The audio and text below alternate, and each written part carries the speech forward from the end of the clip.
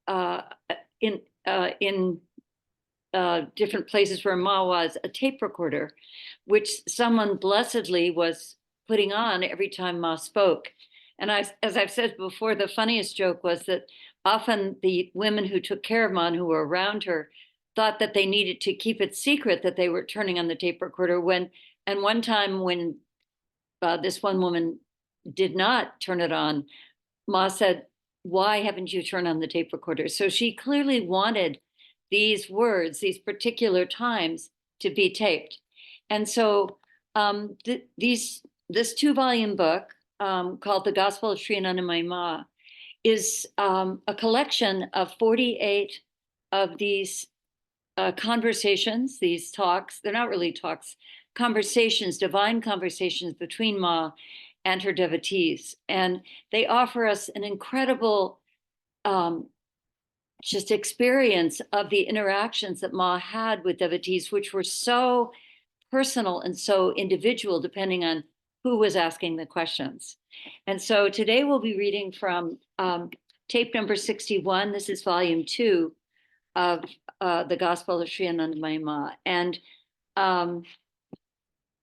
this took place at the Sanyam Saptaha, so at the week-long retreat of self-restraint that took place in Kanpur, November 1975.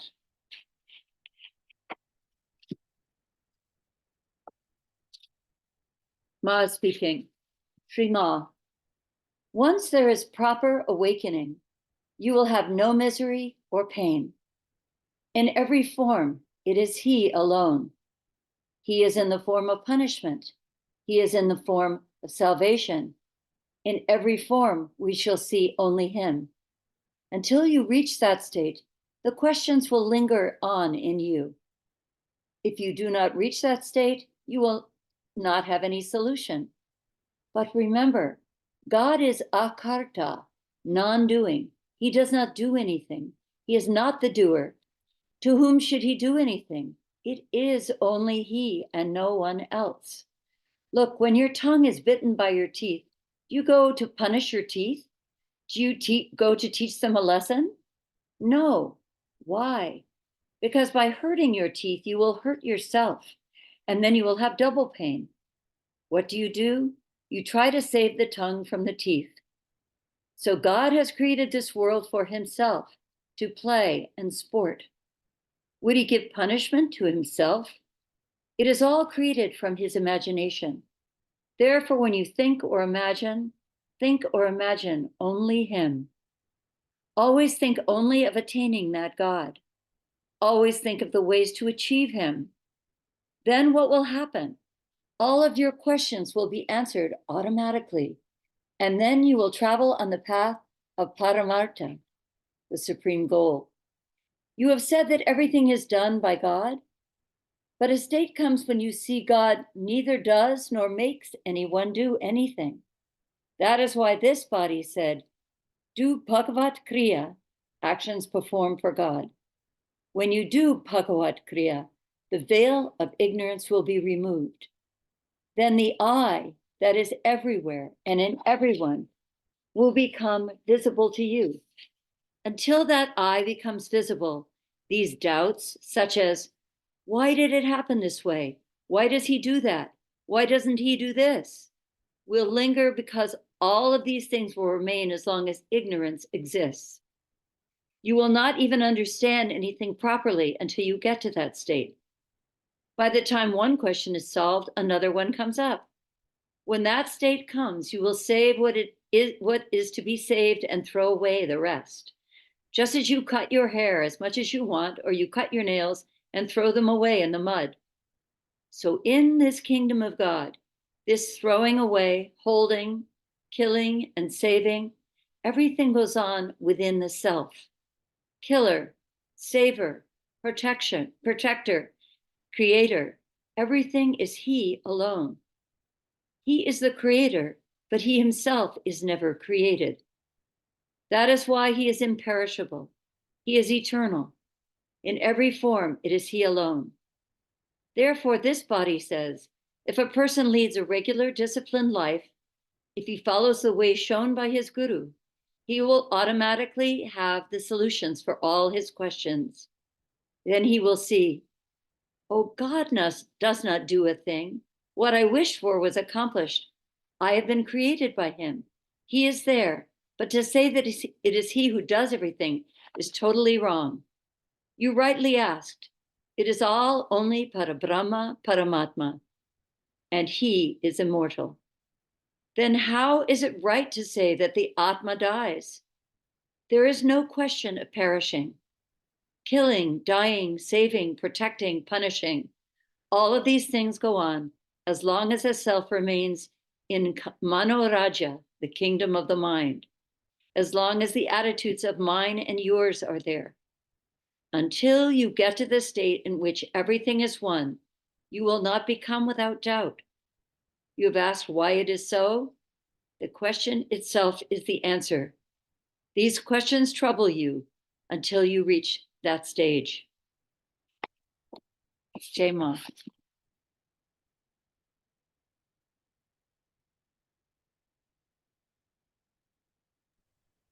Yeah, beautiful. So what do you take away from this reading? What are your thoughts? I just closed the book, so I'll have to just tell you my feeling. I'm still reverberating with a talk that I heard from Swami Nirgunananda ji, in which he was talking about this saying of Ma's in Bengali. She said, they think of distance between this body and themselves. And then the second line is, this is a restless girl. Try to remove her. She will not be removed. And he did this kind of analysis of the word that she used, restless. In Bengali, duranta is restless, but it also, when broken down, is the end of distance. And so he was talking about how Ma creates the end of distance between you and herself. That there is no distance. And I think in this reading, this idea that that there's no distance between, she's using he in this case, but there's no distance between you and God. You are one. And in the end, Ma is saying, you and I, there is no separation. And so there's only one. She says this over and over, and in this reading again, there's only one.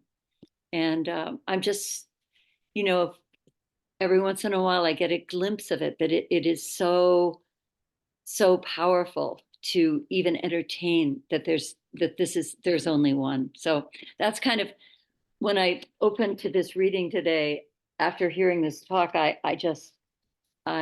was so happy to find it. I always just open the book and read whatever's there. So Jai Ma, thanks for asking. Yeah, thank you, Peggy. Yeah, I'm not through with both of them yet. I'm at the very end of the second volume. I've been reading it cover to cover.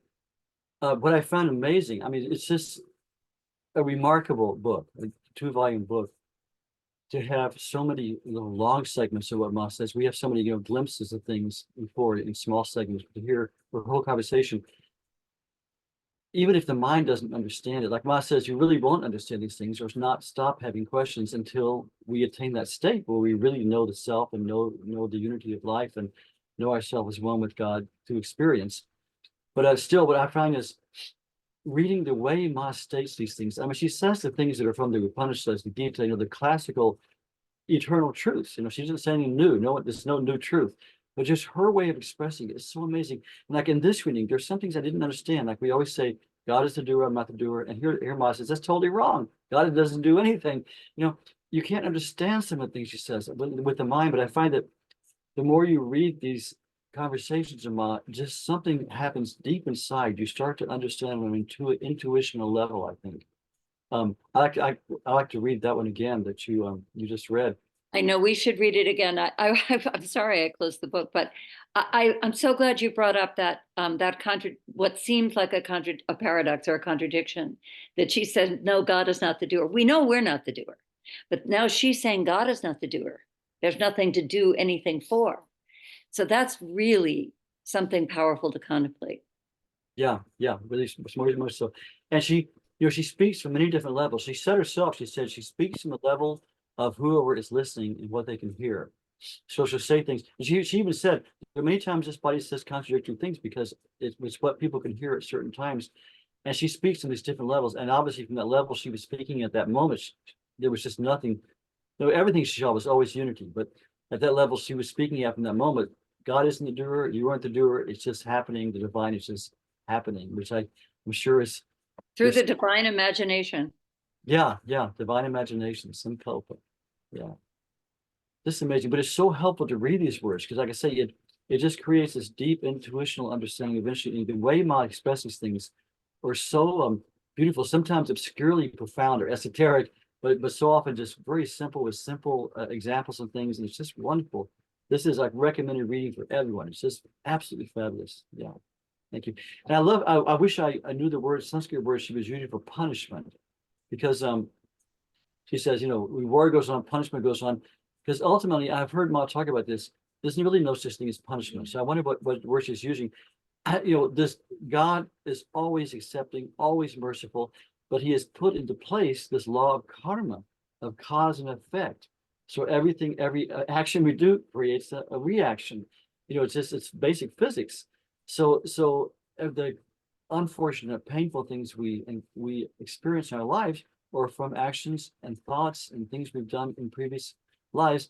And the suffering is just to tell us somehow to make the connection and say, okay, I'm not going to do that anymore. This produces suffering. So on one level, there's never punishment. There's only the results of our actions, but they're only there to school us, to teach us, to help us to learn that these actions create pain. Right actions create happiness. And Ma says over and over, she says, as long as we wander around in turmoil and worldly pursuits, we won't make progress towards God. She always says, a disciplined life, anushasana jivan. She says many times, we have to have a disciplined, orderly life and have spiritual practice to make progress. She was even talking, I was reading last night in the book, matter of fact, how she said, until you learn to really sit still in meditation and concentrate the mind, that path doesn't open. So there's many wonderful words of advice in this book. But Ma keeps emphasizing the one thing. God is there for us. We're one with God. There's nothing but unity. Like I said, like you gave the example, the teeth biting the tongue. We don't punish that. It's all when we see suffering comes to us or something comes to us, we realize this is also us. We're part of it. And her goal is to have us do this spiritual discipline so we can purify ourselves so that she can send that grace to us. And we're able to receive it. We have the capacity to receive the grace she sends so we can begin to see that, have that vision of unity that she is the embodiment of. She's the embodiment of unified consciousness. Wonderful. Okay. So May I just ask, there were a couple of people, was my sound breaking up? no, fortunately, your video is jerky. Your video has got some blink in it, but the sound was absolutely clear. So we heard We're having some problem with our Wi-Fi, so I'm glad it wasn't the sound, it was the video. Yeah. Even now the good. video is kind of like jerky, but the Yeah, sound, I know what you mean. It's breaking up. Yeah. we heard every word there. It was good. Oh, good. I'm so glad. This has been kind of a tech. Thank you, Ma. Mercury Okay. must be in retrograde or something today. I forget the cable and we're going back and forth. It's crazy. Jai Ma. Okay, so we have plenty of time. Let's open up the floor. Do you have any announcements or anything, Pragya, you want to make?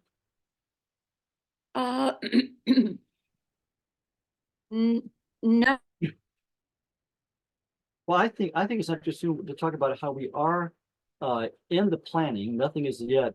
We're thinking of September having what we call a mini samyam, like a long weekend meeting in person at in what it looks like now in New York. It's a little early to announce it, but I think people should start putting it in their mind and maybe look at their calendars if you could join us. Like I say, we'll talk more later. But our idea is we want to get together for a long weekend. We're going to try to have our Swami Guru Shoyananda come from India and have some other speakers, and we'll have a Matri Satsang and Kirtan and have a good time together for a long weekend. So we'll see. We're thinking of in September. But we'll the last weekend, right? The last weekend. last weekend of September. But we'll keep you posted as things come about. But be looking at your schedule and be thinking of if you could join us. We'd love to have anyone and everyone of our Ma community to come join us for that.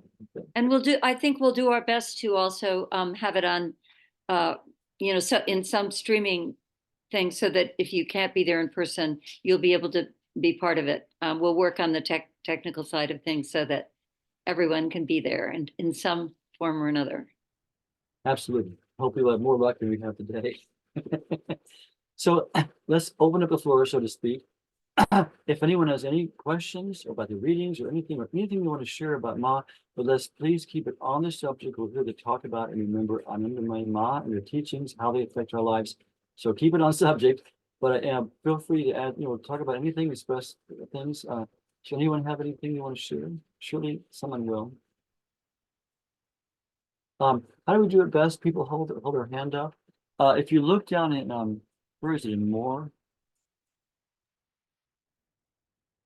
I think David had his hand up first. Yeah. I I saw was David. thinking where in the bottom of the screen here, you have this little thing, you hold your hand up.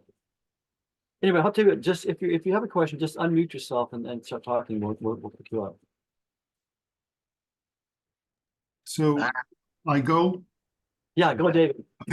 just very briefly, this is the birth of Sri Ramakrishna. I just thought I'd mention that, 1836. Today's his Jayanti. Wonderful, wonderful. Yeah.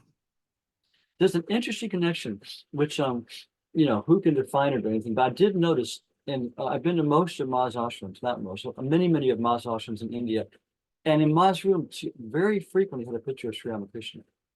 And she always spoke very respectful and loving. She'd always say, Hansa Deva would say, So there's an interesting connection between Ma and Sri Ramakrishna. Interesting. Yeah. Wonderful, wonderful, also divine incarnation. Really beautiful. Wonderful. Jai Sri Ramakrishna. Thank you, David.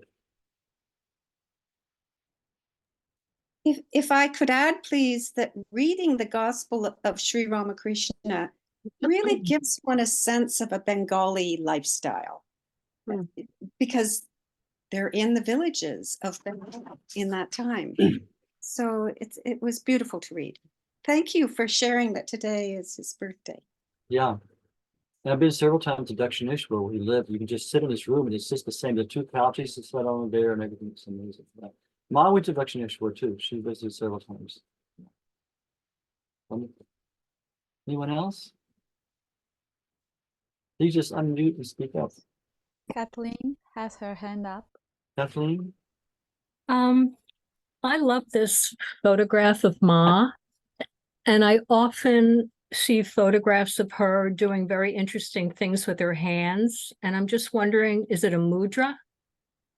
Yes, very good question. I think that is interesting. That could be, but that's just a very, I hate to say that, a very cute picture. You can say that. It's incredibly cute, She's got that and she's smiling, But Ma, I can tell you this from my own experience.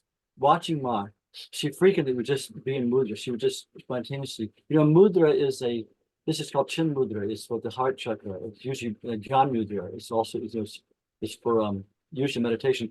A mudra is where you put usually your hands, but sometimes your whole body in a particular position that affects the mind, that allows the consciousness to flow in a better way. And many times Ma would do mudra. She would, she'd be like this. There was one time some people would come and they wanted to perform a kind of a circus act for Ma. Ma would always accept everything. And so there was a gathering and there was someone walking on this kind of tightrope thing. And it's very dangerous. And the whole time Ma was sitting like this. This is like a protection mudra, keeping from falling. Wow. And we're talking about Sri Ramakrishna. We many times see Sri Ramakrishna going like this in samadhi. There's really different beautiful mudras. But it's true, Ma would very often, she would, this is a Bhai mudra. It means, draw near, do not fear. Many times Ma would just be in this, her hands are spontaneously going this mudra. Yeah. During her sadhana period, the sadhana lila, of the 6 years where she went through all these sadhanas spontaneously, not wanting to attend anything. She was already there. She was just watching her body go through these things. She found that in certain states of mind, yogasanas would appear in her body just spontaneously. They reflected that bhava, that state of mind she was in. And she later said, you people do mudras from the outside in. You make the asana and then it affects you. But the real way is through meditation. You be in this particular state, which then the body manifests this particular asana. But she would meditate, she would manifest a perfect yogasana. It just came. And I have not seen this myself, but I've read that Ma was frequently ill, even though she had no karma, because she would take on other people's karma. And we found specific incidents where she was taking on people's karma and then she would just throw it off after a short time. And Dee Dee wrote that almost every time Ma would be deathly ill, and suddenly she would just manifest this asana and sit up and be well. The most spectacular time was I read about, it's only written about, I know, in one book.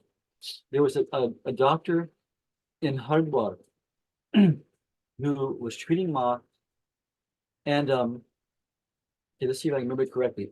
And so they sent Ma there to be under his care. So he was there in the middle of the night, and other people were like asleep and things. And he came in and he found Ma had cancer of the liver. By his diagnosis, she absolutely had final stages of cancer of the liver. And he was sure she wouldn't even make it through the night.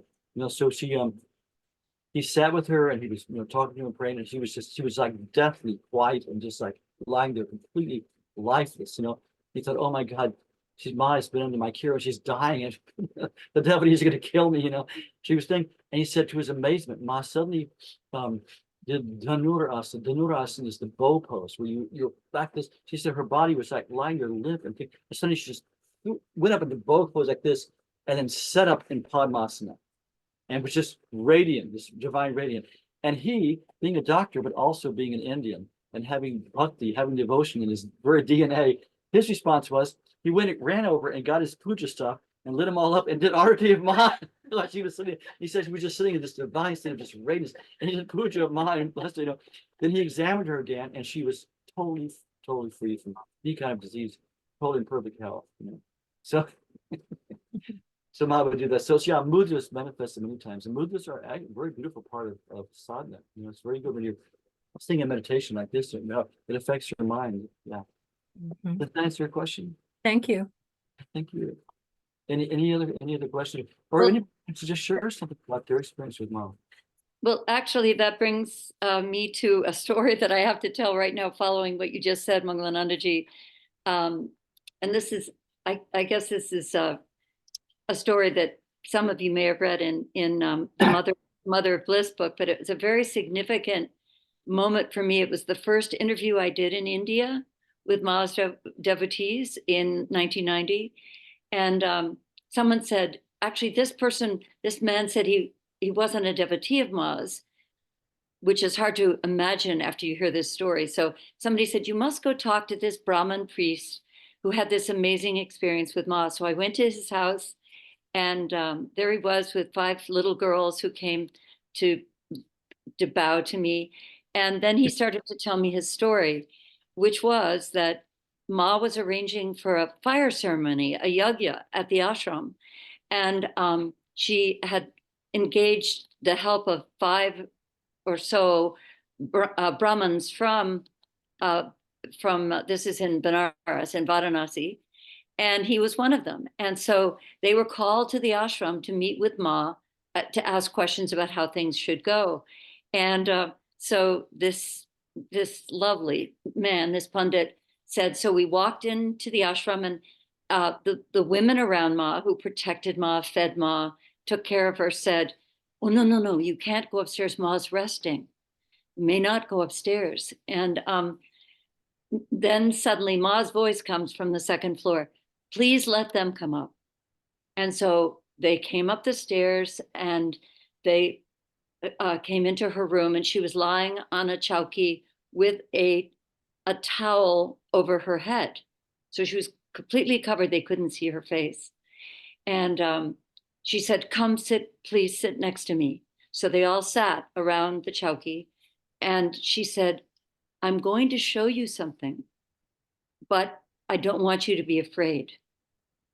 So they sat there, and then she lifted up the towel, and her face, which, as we all know, was supremely beautiful, was completely distorted. And her, as he described it to me, her jaw was hanging like off her face. So imagine the shock of these Brahmins who they knew what Ma looked like. And here she was looking like, almost like a demon or something. And so they sat, and then she just began to move her mouth very slowly in a chewing motion like that. And as she chewed, keep in mind, this is my first interview in India. So, and as she chewed, that her jaw began to come back and her face just resumed its beautiful countenance. And they were all just completely in awe, like, what has happened here? And so they said, Ma, please explain to us what just happened. And she said, this body was chewing the karma of her devotees.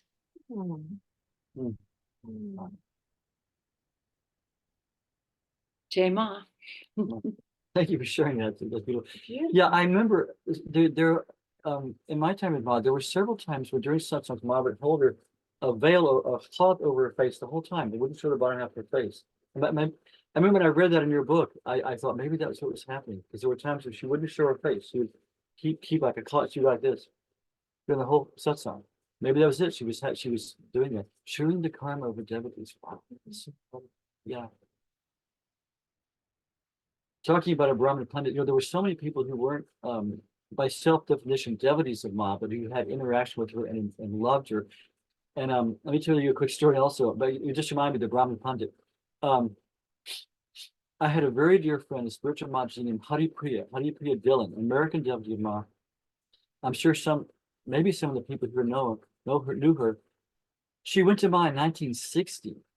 And from 1960 to 1982, she spent as much time as she could. She would come back, she would work for a little bit, get money, and go back and spend like 6 months, a year, 8 months, just traveling with Ma. And Ma was very loving to her and let her just sit in her room all day. And she would hold on to Ma's feet as she got up and put her slippers on and things. A lot of interaction with Ma. And she was very dear to me. She was like my spiritual mother. And when she left her body, I was still living in India. And she put in her will that she wanted me to take her ashes back to India and put them in the Ganga with the full ritual. So I did. When I was on tour from India, and I went to where she was living in California and got her ashes, brought her back to India, and she asked me to put a little bit in this. She said, go to the Vrindavan ashram, which I love so much. And there's a little place I used to sit under this tree, and I'd watch Ma walk on the roof outside her room, put some of the ashes there. So I didn't tell anybody about the ashram, but I knew what she was talking about because I'd been there too. And I found the exact place and dug a little hole and put some in. But then I went to Kankal, to Ma's ashram. This was, I don't know, maybe 2007 or 8. Well, probably later than that, 2010. Anyway, so I went to Ma's ashram in Kankal and said to people, this is an old devotee of Ma, and what can you help me arrange to have the ritual for immersion of the ashes in the Ganga? I've done that to 3 people now, and it says in the scriptures, the Ganga flowed originally over the bones of this king's family to give them liberation. That when you put a cremated body in the Ganga, the soul is affected wonderfully. They're flooded with light. So I was anxious to do this and keep my word. So the ashram directed me to this old Pandit who lived near Harkipuri, and he said he always did all the rituals during Ma's lifetime here at the ashram. So I went and I found him, and they said he's up in that room. I went up to his room, and he must have been 90 or 100 years old. He was so old and feeble. And I spoke to him in Hindi, and I described what was going on. And he was so sweet, and he was lying in bed. He had like bed clothes on. He got up. He said, I love Anandamayi Ma so much. I will do anything for Ma. And they told me earlier he has a whole kind of army of young pundits he's training. So he has all these Brahmin pundits. He said he'll get one of his people to help you do the ritual, but he'll assign somebody.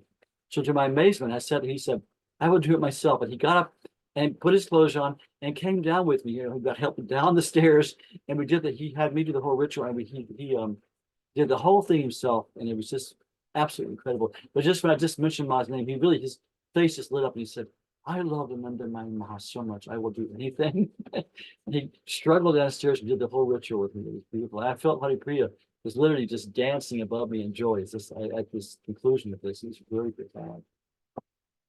So anyway, anyone else? We still have a little more time. Please don't be shy. Just anything in your heart about Ma, anything experienced. I would love to hear how people came to Ma. Where? Yeah, Frank? Sure, come on. Whoever wants to speak. Are you there, Frank?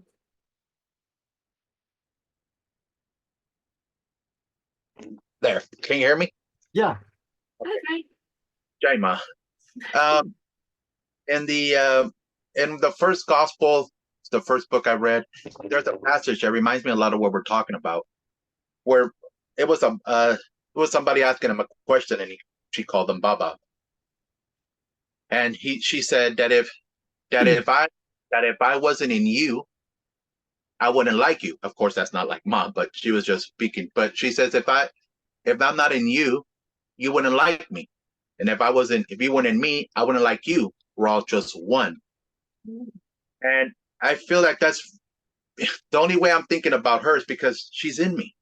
And the only way I'm thinking about her too is because she's thinking about me. So to me, it's a very beautiful thing that when I read it, it made me cry, because I was just like, wow, that's just, wow. It's just really beautiful to hear that. And in the names, like when we chant the names of Ma, even though she's no longer in the body, she exists in the vibrations of the mantra. So Shiva exists in the mantra, Krishna exists in the mantra, Radha exists in the mantra. So anytime we chant their names, we're actually chanting their vibrations, their energy, their selves, and we become them by chanting the name. Krishna said that we can call him by 1,000 names and he will answer if you have faith and devotion in it. So Ma comes with many names, but she answers us in the one that we feel are Ishta. And that is the one that we love and pray. To me, it's Krishna and Radha. So to me, I see Ma and Radha and Krishna. And also a little bit about the question about you said about God not being the doer. In Advaita Vedanta, we do a non-duality. But if let me see if I can explain it. So if you are God, then there is no doer, because you are God. When you say God, then you're putting something outside yourself. But when you say, okay, I am, then you are the doer. When I go to my girlfriend, I don't say, hey, you're my girlfriend. Or when I go over here, I'm like, hey, I'm your father. We just are without it. Because when we start saying things, then we start making ideas and concepts. But when you let it all go, everything, then you're just there. You are the doer, in a way. I hope I said that right. And one more question too. I wanted to know, in the I know we hear a lot about the sannyasis, but was there any? I'm pretty sure there was, but was there any householders that you know about or that you interviewed that reached that state? Because I want to know, as a householder, that a lot of stories I read are sannyasis, and I wanted to know if there was people that that reached that state. James. Yeah, thank you, Frank, for sharing all of that. It's very beautiful. Yeah. And it's true. Okay, let's comment a little bit at a time. Yeah, Ma always talked about, because first of all, she said, you cannot think of this body unless I first think of you. So we're thinking of her because she thought of us. That's really true. And it is thrilling. It makes your hair stand on, and it melts your heart when you realize that, we are one with Ma. She is with us. And it very wisely said, in her name and all these names. Remember what I read at the very beginning, how Ma said, say your Ishta mantra, thinking of the Ishta, but also think it's the name for everything. It's the name for yourself. It's the name for me. It's the name for you. Yeah, so very good. Yeah, excellent. I just want to do a happy dance when you talk about the vibration of the name. That is it. That is so it. And she says that all the time. It's so simple, Yeah. And that's our main sadhana. We're working with the mantra, with sound vibration. Yeah. Oh, about the sannyasis. Absolutely. In my time with Ma, I met many of Ma's devotees. She traveled constantly, so we met people in all these different places. And first of all, I was amazed at everyone came from the simplest villagers up to kings, but I was amazed at the general incredible quality of her devotees. And I met many household devotees who were, college professors and doctors and simple people who were householders who had, I think, had attained a wonderful degree of sanctity. I also want to give this question over to Pragya. What about Didi Mom? Yeah, well, Didi Ma, her mother was a householder. She became a sannyasini at the end. Well, Ma was a grihastha at a certain level. But I want to give this also, because she also asked Pragya if we'd interviewed anybody. But Pragya and I know very well the patron of our ashram in India, Masharanam Ashram, is we call him Ashok Baba, Ashok Kulkarni, who has just passed away a couple of years ago. We have his ashes in the shrine there in the middle of the courtyard of our ashram. And he was a grihastha. He was married. Of course, he had a very unusual marriage. I think because he and his wife were celibate, and he was like a yogi from birth, but he was also a man of wonderful realization. You know, a householder. He lived a simple life. Spragg and I have been to his apartment to interview him about some stuff. And he was a simple householder, lived a can you call a normal life in the world, but he was a man of great spiritual illumination. Wonderful. So yeah, and if you look through the history of India, many householder saints who attain realization. Ma said many times, she said, if your karma is evolved to a point where you can leave everything and take sannyas, it's a good. And then she also said, those who take it without having complete desirelessness and complete control over everything, it can cause problems. And so she says, it's better to live the life of a detached householder. I'm speaking from my experience now too. Yeah, so she Ma said many times, it's not the color clothes you wear, it's not the state, it's your awakeness, your awareness of God, your awakened mind, remembering God in the situation you are, because wherever you are is the place where you're supposed to be according to your karma. So she said, I've never told anybody to go to a jungle or live in a cave. She said, where you are, start your spiritual life. And Pragya, can I refer to you? Did you interview people you thought were householders who were close to God? I did interview some very saintly householders, and in terms of the everything that she said in all of these talks that we've been listening to, she's always talking about the sacredness of the householder path, and how renunciation really needs to be defined as renunciation of separation from God. It's not about renouncing, possessions, or it's not, you don't have to wear orange to be a renunciate. And so I can think of several couples that I interviewed who were just so radiant and so at one with Ma, and they had done their sadhana not necessarily together. Ma had given them separate instructions. The woman was chanting 2 hours a day, the husband was doing japa. So there were so many beautiful examples of householders who had attained what seemed to be quite a high state of oneness with Ma. Wonderful, thank you. And I was a sannyasi for 10 years, the last 10 years of my life in India. And I can say I travel a lot in the company of sadhus. I met some wonderful sannyasis. I met some sannyasis that were just out of the shastras, truly dedicated, saintly people. But I also met a lot of really lousy sannyasis who just were wasting their life away and living a very degraded life. So it's not the robes you wear. Sannyas does give you a certain strength in that you still have things you have to do, but you don't have so many world responsibilities, so you have more time for your sadhana. And it was very helpful for me and gave me a lot of strength and a lot of detachment.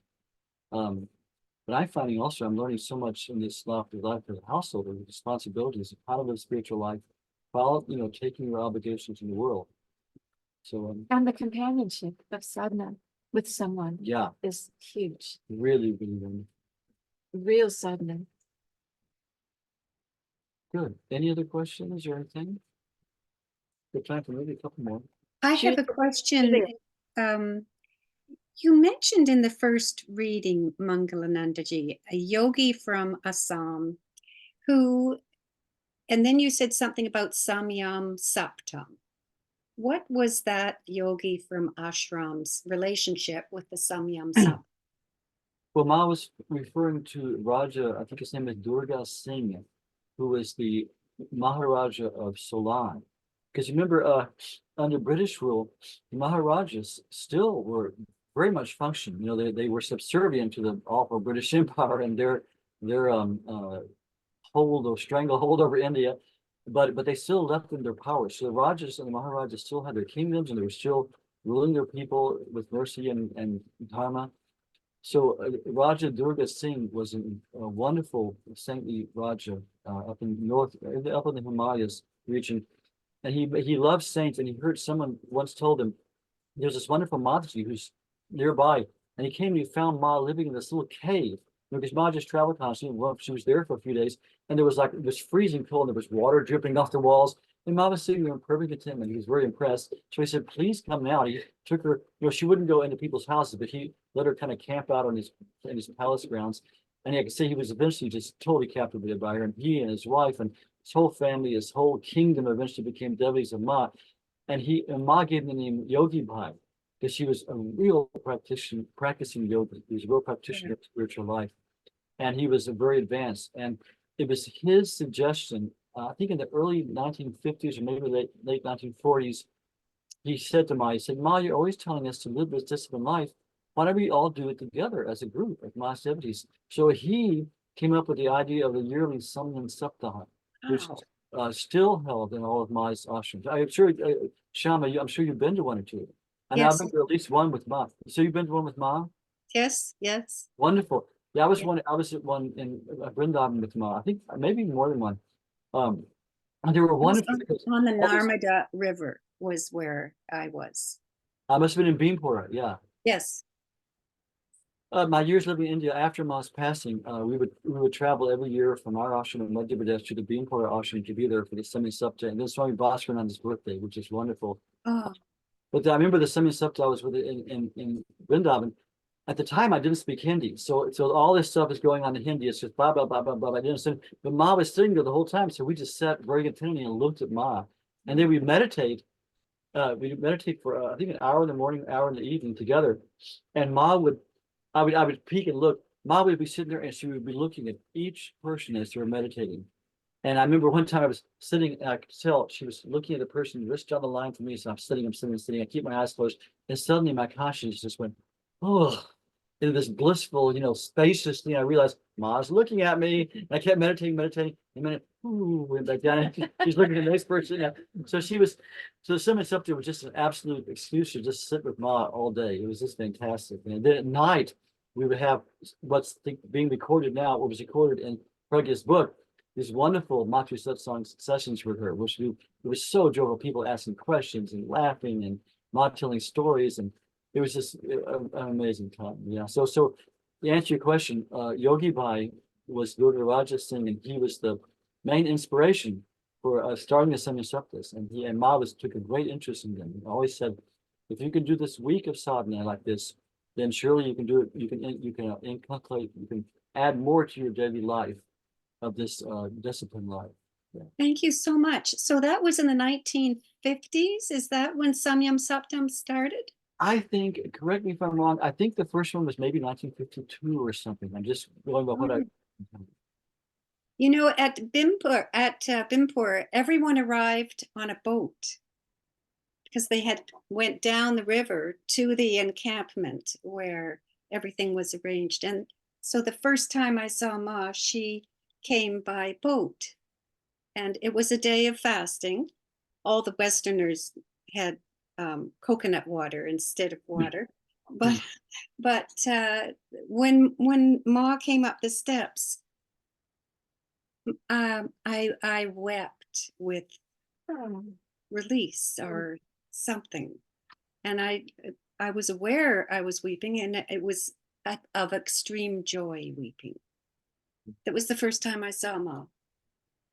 Oh, I can see it in my mind those steps to go, the long steps to go down to the river. So Yeah. Ma was picking up those. Oh, how Yeah. beautiful.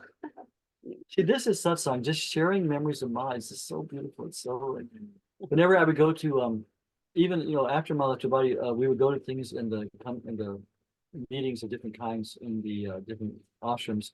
And there'd be lots of devotees there for the interaction. In fact, the last one I went to was Ashok Baba's, he was doing a Mati Katta for like a week.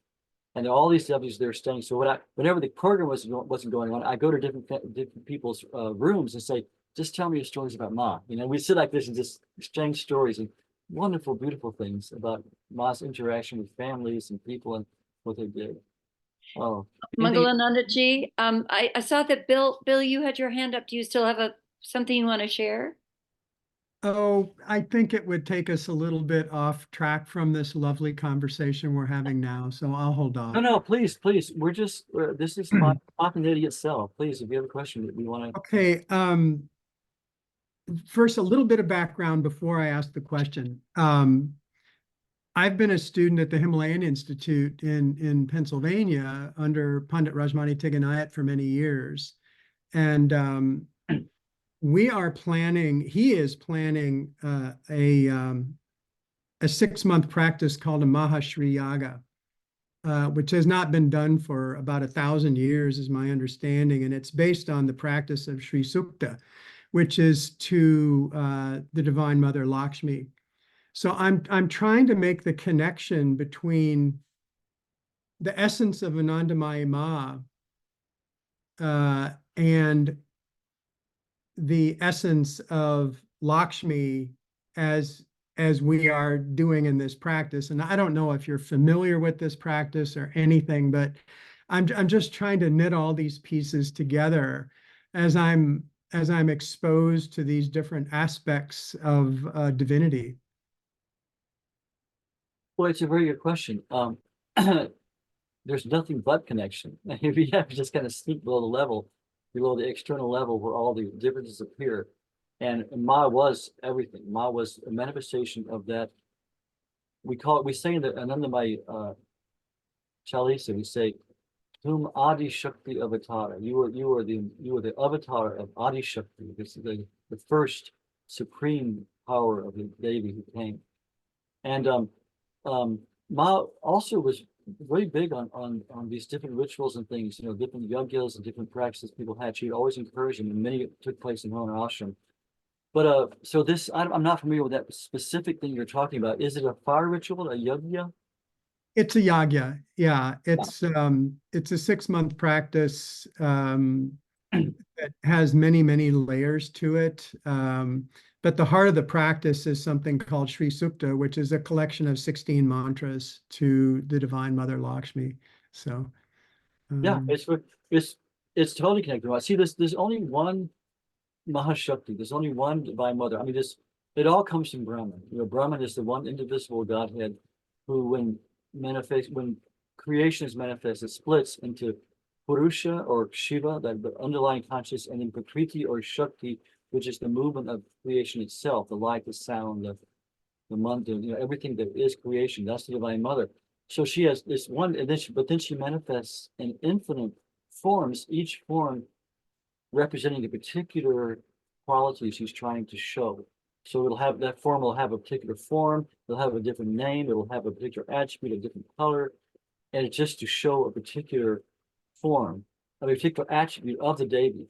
So Lakshmi is, the perfect beauty of God, the perfect order, symmetry, perfect vibration of God, which then she's associated, with wealth and with abundance, because that absolute attunement with the Divine Mother naturally brings with it everything that is good and proper and profitable to us.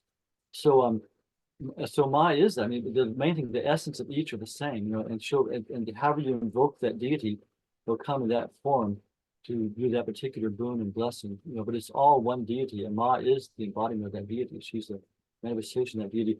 We told you the time about how Ashok Baba saw her and wanted Ma to take up Sri Vidya with the Sri Yantra, and the Devi who oversees that is Rajadeshwar, what is it? Tripura Sundari, who's always attributed with the color red. And as Ma was speaking, she literally turned red. Her hair, her clothes, her skin, and all the mantras of Sri Yantra just spontaneously came out of her mouth. Ashok Baba told me this himself. He saw this happen. So Ma became Tripura Sundari for that moment. She manifested that, to manifest that imparting of power of Sri Vidya to him. So Ma can manifest anything. Many times people saw Ma as Kali. Literally one time her skin just turned jet black and her stomach went out, So she can manifest any deity. So Ma was every deity. We call her Sarva Maya Devi, all deities. Anandamayi Ma. So yeah, underneath the essence of it is the same as Ma. So actually, I ask you, Ma, to help you help you in that ritual, and to help you get the right results and to perform it well. would be helpful because she's already there. She is the ritual itself. She is the deity itself. So to kind of invoke her to help you follow your guru's instructions and to do this correctly, I think would be very helpful. Thank you. We wish you all success in that. It's a beautiful sadhana. Wow, beautiful sadhana. Wonderful. Okay, if there aren't any more hands, we don't want to leave anybody out there. Any other questions you're sharing? Mangalanandaji, I want to say hello. I missed you at the beginning, and my favorite part is to get to know all of you. And I think there's new people, so I just want to say hi. I'm Saraswati here in Buffalo, and I also wanted to comment a little bit on the readings were as wonderful as they always are. They're so good, and I would love to have a copy of what you read, Mangalananda, after having mantra diksha, talking about japa. That's so valuable to me. And Prajna, talking about that, the oneness, it occurs to me as we're talking about sannyas and all these things that the only barriers to that are that we forget, certainly in the West too. We just don't have that education of the mind stuff, right? And I think the only barrier to that really is the kleshas and these likes and dislikes and ignorance, and it's all within us. There's nothing that we need to do that's outside of us to keep us from this sense of oneness. You know, it's all right there. You talked about the disciplined mind of Samyam Sapta, that's where it came from, Mangalananda. And I think, oh, there was someone in the class, Lakshmi, and she came to this class. I invited her. She's in a class with me. It's a 2-year, we've been in a 2-year class on the Yoga Sutras. And Patanjali gives sort of these methodological ways that we can understand our mind and the barriers to that oneness. As well, I'm in a class with her on Tattva Bodha, and that's similar. That talks a bit about Vedanta and this oneness. And again, the barriers that are within the mind to that oneness. So I just wanted to mention that there are these methodological ways that go beyond our love and our devotion for Ma that can help us in our daily lives. And we can keep a spiritual diary of how the mind works. And that can be really helpful to just get us closer to what we are all here for, right? So thank you so much. Good to see you all. Thank you, Saraswati. Thank you. Yeah, it is true. Bhakti yoga is not, everyone says this, it's not about emotion at all. People think it's like, oh, I'm so happy, oh, I just love God, it's so much deeper beyond emotions. And there are tools within Bhakti Yoga, and the Yoga Sutras of Patanjali are definitely like the blueprint of yoga practice. So he wrote it, we don't even know the date, centuries and centuries ago. And so many sages like Swami Vivekananda have commented on the Yoga Sutras of Patanjali. So yeah, there in Bhakti Yoga, this training, it's disciplining the mind. It's learning using all these tools of meditation and japa and to refine the mind, concentrate the mind, to then have real devotion for God, which is something that's so much deeper than just emotion. It's a movement of the soul. So we use the tools of Bhakti Yoga, like meditation and japa and chanting, kirtan, all these things, yajna, all these things we use to purify ourselves and get ourselves to go more and more inward to uncover that devotion. I was going to say earlier in Pragya's book, we said called Pragya's book, in the conversations with Ma, and Frank mentioned it also, that Ma said, "You know me because I'm in you. I know you." Many times Ma says it. She says, "We're doing sadhana to uncover the rishi that's in you, the muni that's in you, the mahayogi that's in you already." She says that state of a perfected yogi is in you already.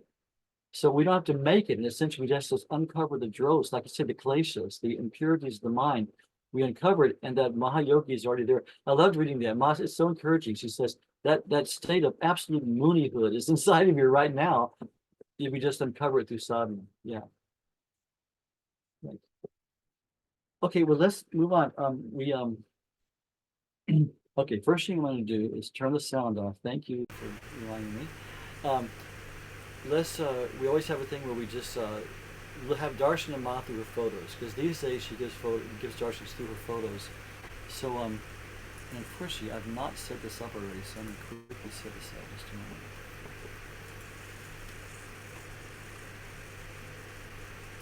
You see it says Ma class there, I can't see that far away. Oh, these are my This glasses. is part of the disorganization of the day's presentation. Look at my glasses. I'm looking for the photos of Ma on my computer, sorry. It says Ma class. Here, you got it. No, right there. Right there? Okay. Yeah.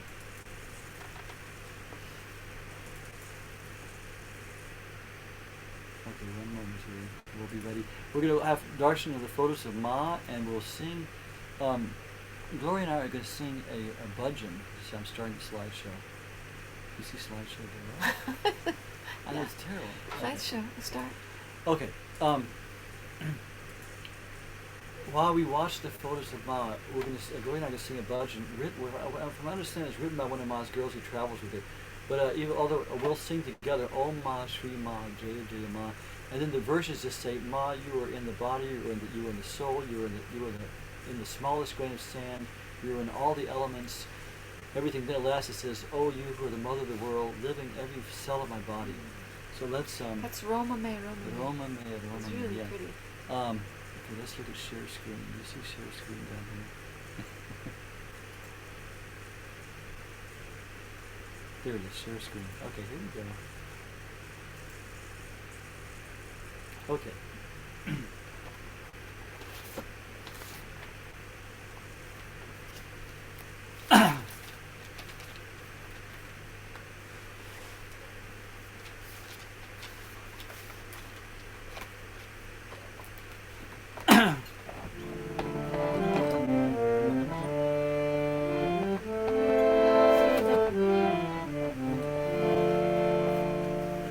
Om Ma Shri Ma Jaya Jaya Ma.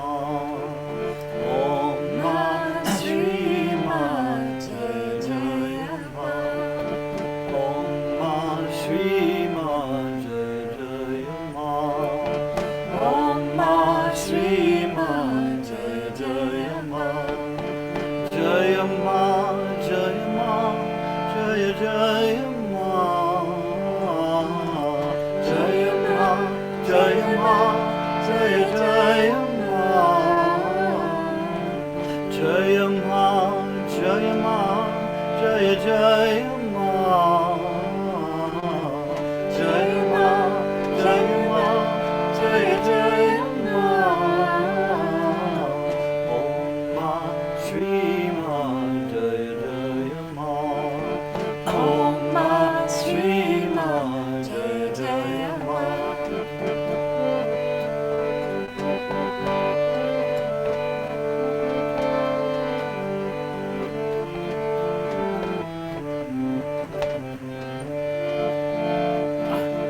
Mahi maname, mahi taname, mahi sabka mahi maname, mahi taname, mahi sabka kana kana me ma, anu anu me ma, kana kana me ma, anu anu me ma, ma sehi pavapa,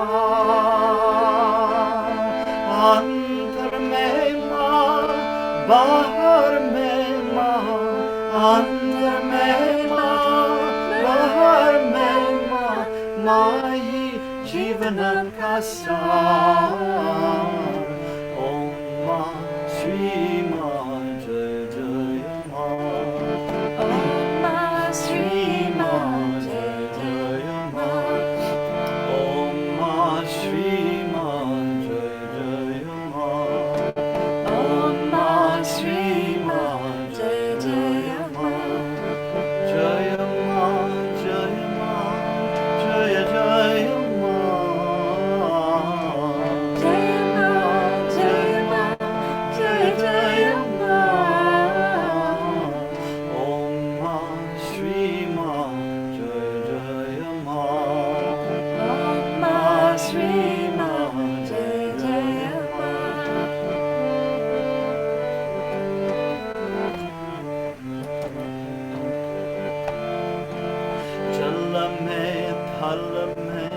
नभ में माँ है माँ का ही विस्तार जल में थल में नभ में माँ है माँ का ही विस्तार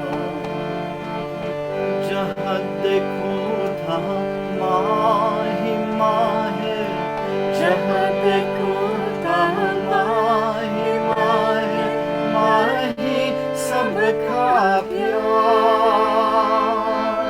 माँ से कहीं भी कुछ भी छिपे ना माँ से कहीं भी कुछ भी छिपे ना माँ के नहीं न हजार ओम माँ श्री माँ जय जय माँ ओम माँ श्री माँ जय जय माँ जय माँ जय माँ जय जय माँ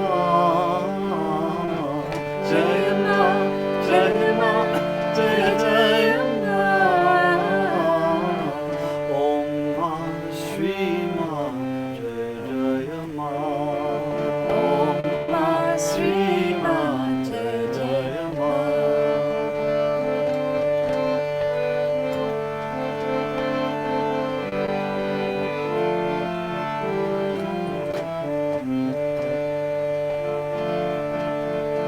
हे ज्योतिर्मयी ब्रह्म स्वरूपिणी सुन लो मेरी पुकार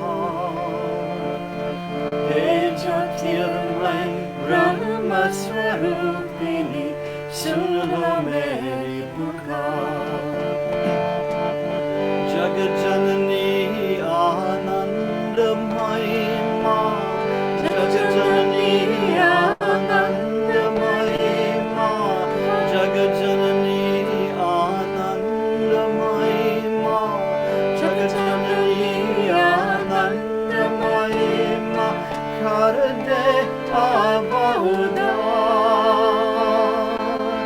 रोम रोम में बस जाओ माँ रोम रोम में बस जाओ माँ रोम रोम में बस जाओ माँ रोम रोम में बस जाओ माँ अंतरतम की गुहार ओम माँ श्री माँ जय जय माँ ओम माँ श्री माँ जय जय माँ ओम माँ श्री माँ जय जय माँ ओम माँ श्री माँ जय जय माँ जय माँ जय माँ जय जय माँ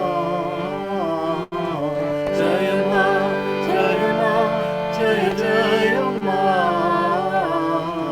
जय माँ जय माँ जय जय माँ जय माँ जय माँ जय जय माँ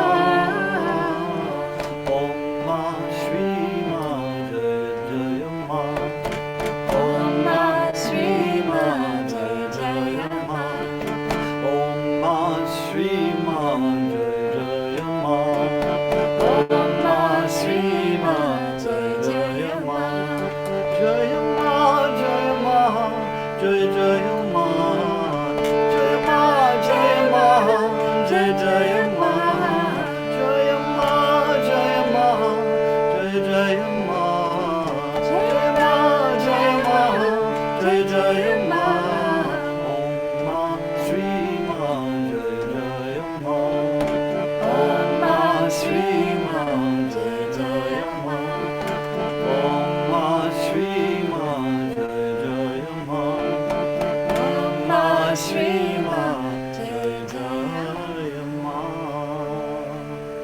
श्री श्री आनंदमयी माता की जय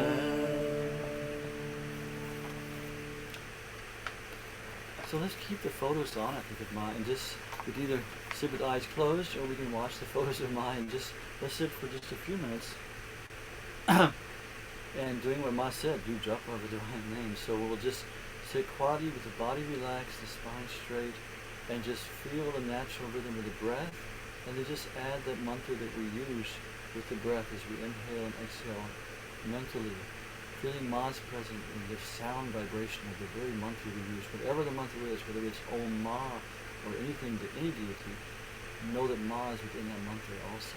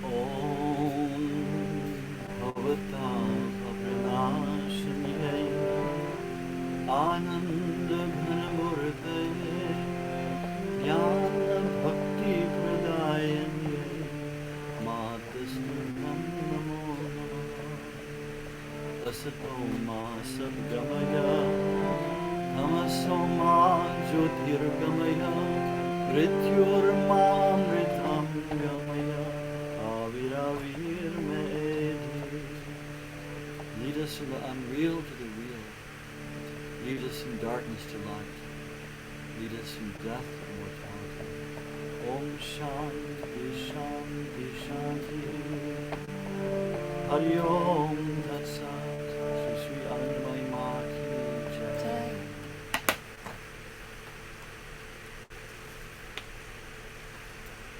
So thank you all for joining us. And we're here every third Sunday of the month. We're a big family in Anandamayi Ma.